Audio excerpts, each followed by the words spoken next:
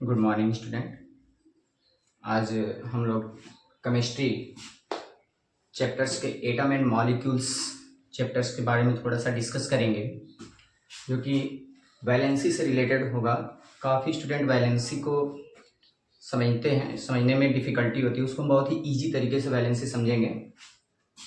और जैसे हम वैलेंसी को क्लियर करेंगे, वैलेंसी के बाद हम केमिकल फार्मूले को कैसे क्रिएट करते हैं उसके बाद हम सीखेंगे। बट उससे पहले हमें वैलेंसी को बहुत ही अच्छी तरह से वैलेंसी आना चाहिए, अदरवाइज हम केमिकल फार्मूले कभी भी क्रिएट नहीं कर पाएंगे।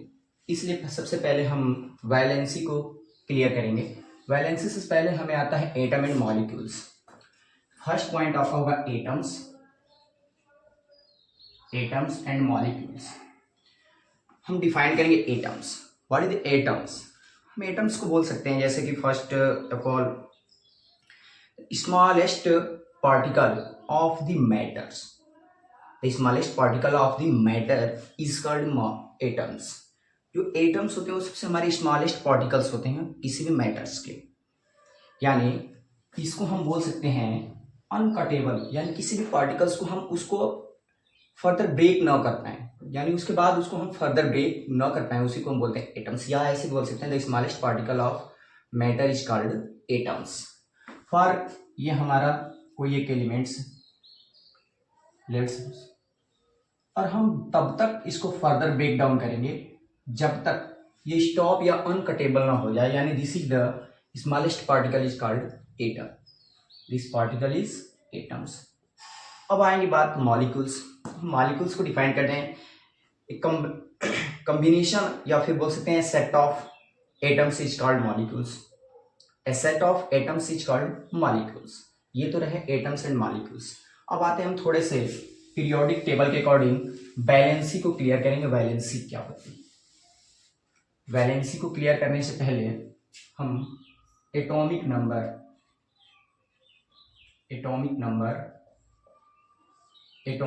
को क्लियर करेंगे।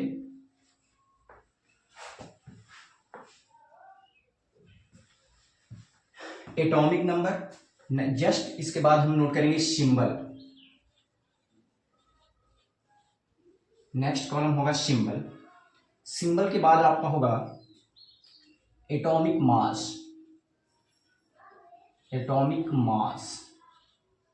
हम एटॉमिक मास को क्लियर करेंगे।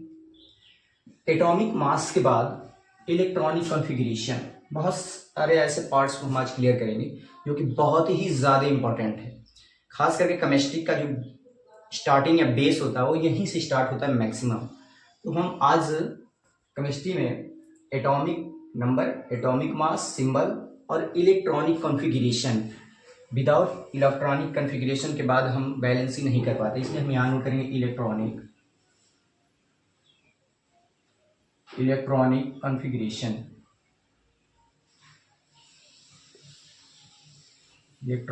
कॉन्फ़िगरेशन। और इसके बाद लास्ट में आपका होगा वैलेंसी। यहाँ हम नोट करेंगे वैलेंसी। देख सकते हैं आप, लास्ट में हमने नोट किया वैलेंसी। और वैलेंसी बहुत ही इंपॉर्टेंट होता है, पॉजिटिव और नेगेटिव, और इस चीज़ को हम बहुत ही अच्छे से क्लियर करेंगे। सबसे पहले हम आते हैं एटॉमिक नंबर, जो कि हम first of all 20 atomic numbers को नोट करेंगे। जैसे first atomic number, second, third, fourth, 5, 6, 7, 8, 9, 10, 11, 12, 13, 14, 15, 16, 17, 18, 19 and 20। ये हमारे 20 एटॉमिक नंबर्स हैं जो कि पीरियोडिक टेबल में इंक्लूड होता है। थोड़ा सा इसको लर्न करना पड़ता है 1 to 20। अब हम इन 20 एलिमेंट्स को नोट करेंगे। फर्स्ट आपका होता है हाइड्रोजन, जिसका सिंबल होता है H। Just helium He, lithium Li, hydrogen, helium, lithium.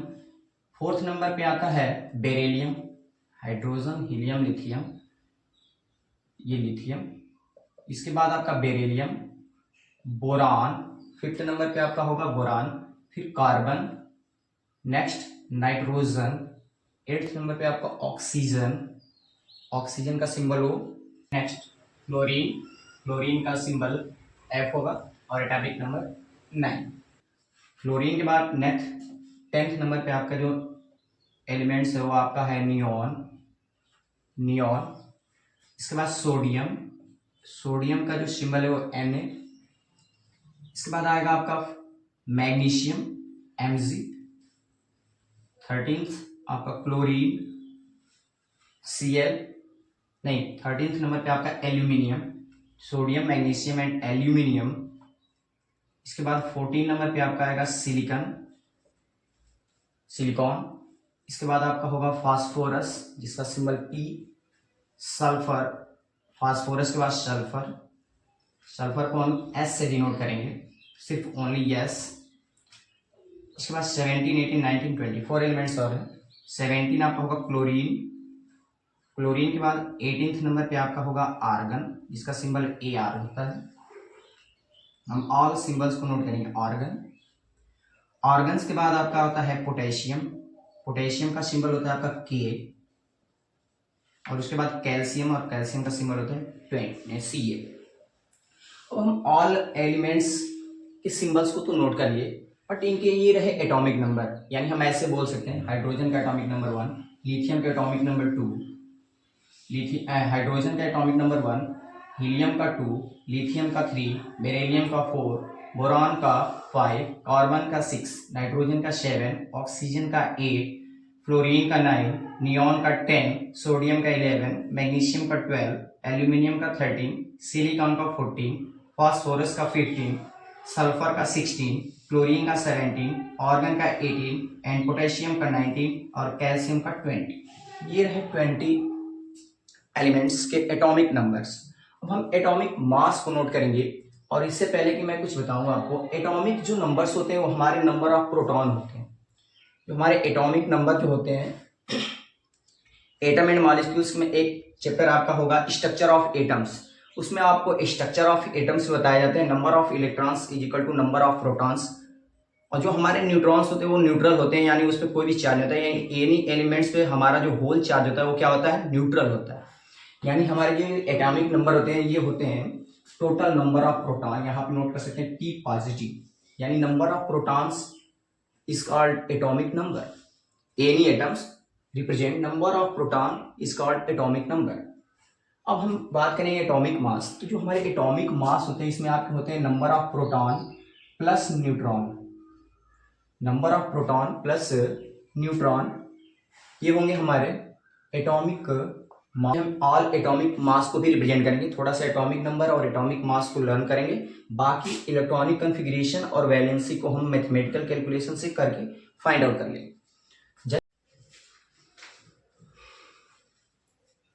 अब जो है हम लोग एटॉमिक मास को नोट करेंगे, और एटॉमिक मास हमारा होता है number of proton plus number of neutron. Hydrogen, first आपका है हाइड्रोजन, हाइड्रोजन का एटॉमिक मास होगा 1, जस्ट हीलियम, हीलियम का 4, लिथियम का एटॉमिक मास 7, बेरिलियम का 9, बोरॉन का 11, कार्बन का 12, नाइट्रोजन का 14 एंड ऑक्सीजन, ऑक्सीजन का होगा 16, फ्लोरीन, फ्लोरीन का होगा 19 एंड नियॉन का 20, सोडियम, सोडियम का 23, मैग्नीशियम 24 एंड एल्यूमिनियम का 27, silicon atomic mass 28 and phosphorus 31, next sulphur 32 and chlorine 35 and argon, argon 40 और पोटेशियम 39 एंड नेक्स्ट कैल्शियम 40। ये रहे एटॉमिक मास। अब हम नेक्स्ट टर्म इसके electronic configuration, K shell, L shell, M shell and N shell में all atomic numbers को represent करेंगे, जो कि हमारे नंबर ऑफ प्रोटॉन है। और ये हमारे एटॉमिक्स नंबर को हम जब इलेक्ट्रॉनिक कॉन्फ़िगरेशन करेंगे उसमें हम फार्मूला अप्लाई करेंगे 2n²। फार्मूला इसका होता है 2n²।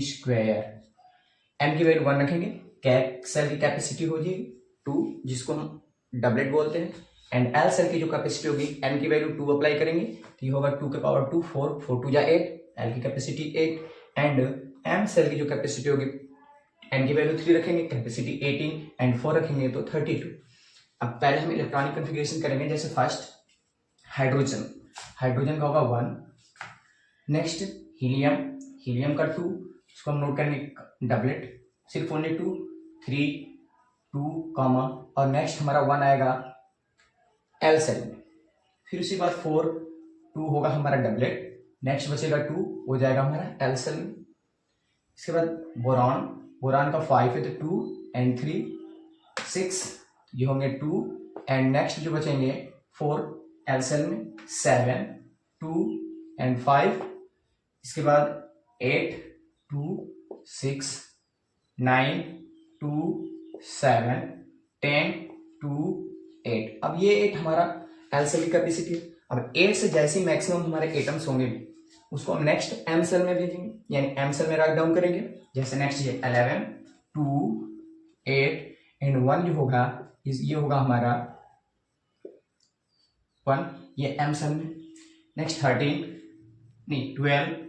2 8 एंड 2 13 2 8 3 14 2 8 एंड 4 15 2 8 एंड 5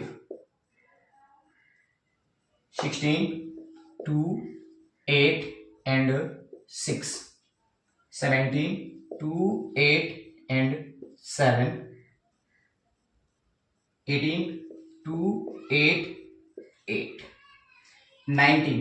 अब 19 में हम क्या करेंगे 2 8 8 18, 1 जो है हमारा नेक्स्ट आएगा एन सेल में। अब आप देखेंगे जो एम सेल की कैपेसिटी हो तो 18 है, बट हम 80 नोट करेंगे क्योंकि जो एम सेल होगा इसके अंदर भी हमारे सबसेल होते हैं, ठीक है। ऐसा जितने भी हमारे के एल एम एम सेल हैं, एम सेल इसके बाद हमारे सब सेल होते हैं जिसको हम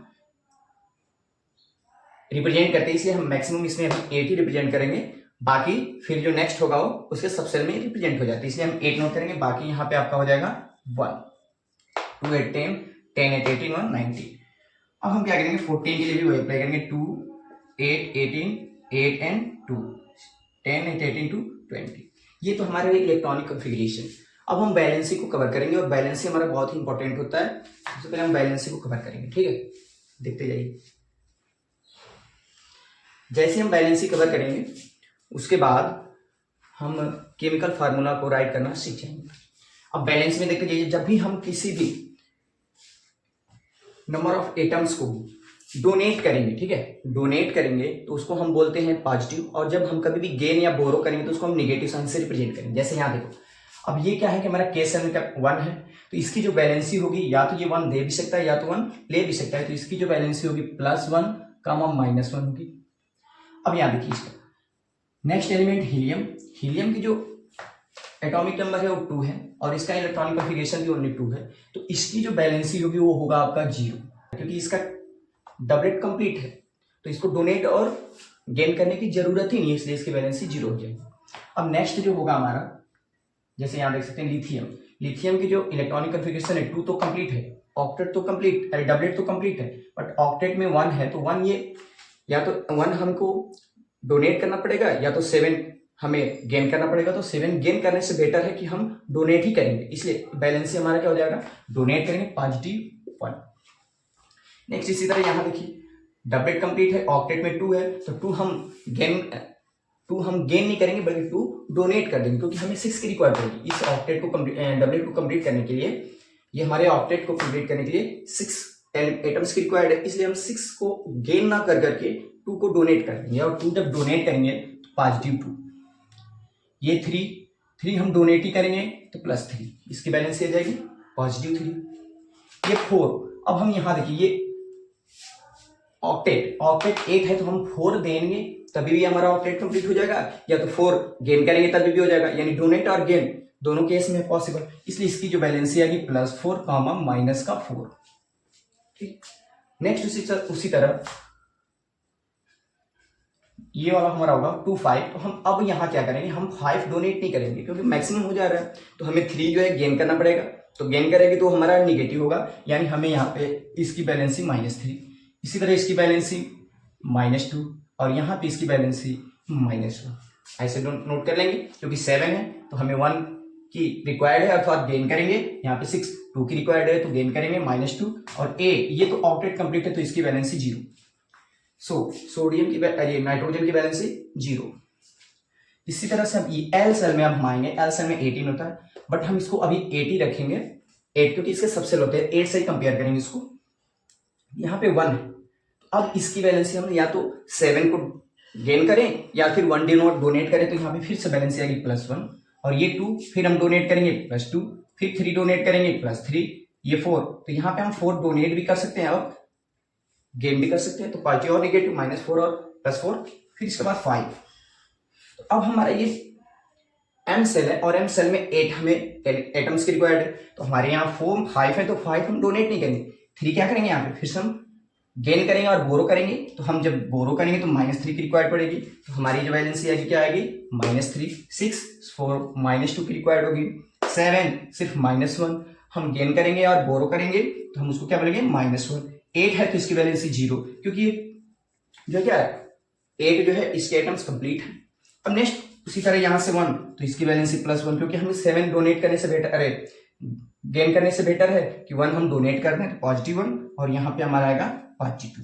ये आल हमारे बैलेंसी है, जैसे बैलेंसी +, -0 +1 +2 +3 +4 -4 -3 -2 -1 0 +1 +2 +3 +4 -4 एंड -3 -2 लास्ट में है -2 -1 0 +1 एंड +2।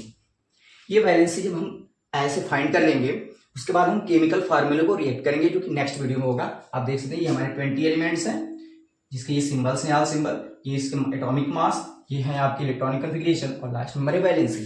और एटॉमिक मास हमारे नंबर ऑफ प्रोटॉन होते हैं, जबकि एक चीज और हम बता दें किसी भी सेल में ये हमारे होते हैं न्यूक्लियस और ये यहाँ होगा आपका न्यूक्लियस, यहाँ होगा आपका न्यूक्लियस।